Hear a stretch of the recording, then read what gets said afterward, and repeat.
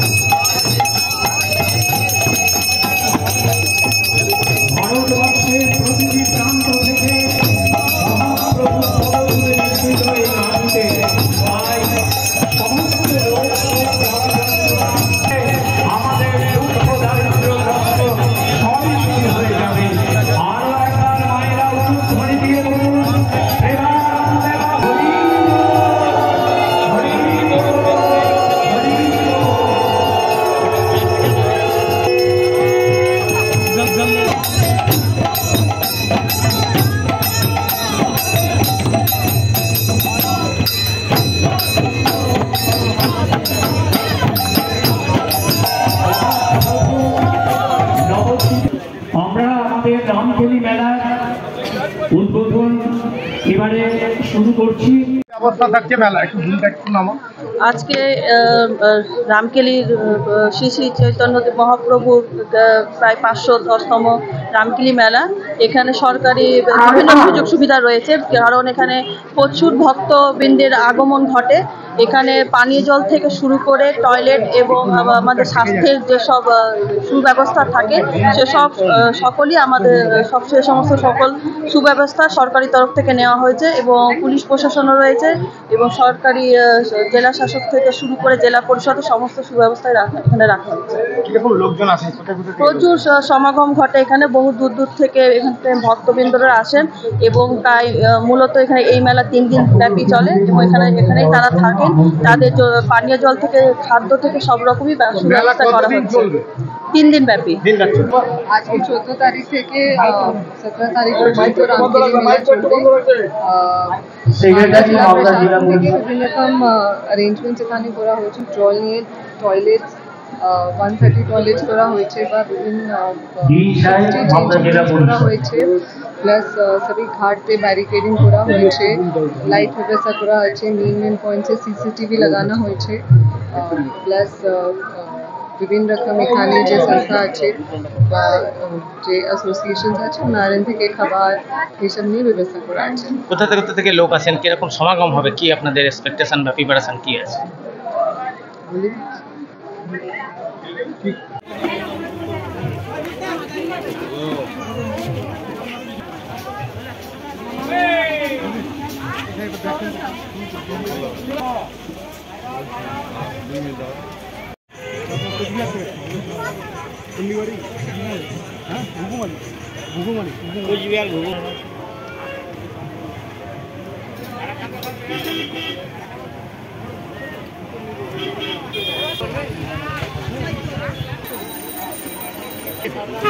देखिए माँ इनका सब कुछ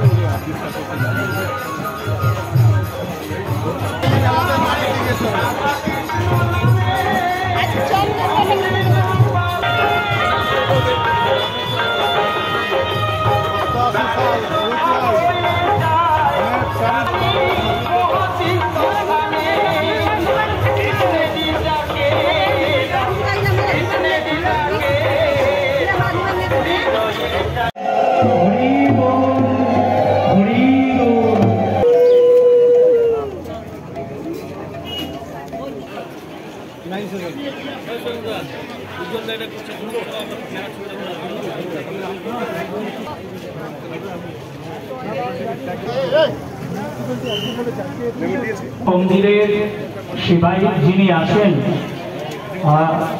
মদন মন্দিরের সেবাই যিনি আছেন মদন, আপনি আমাদের মহাপ্রভু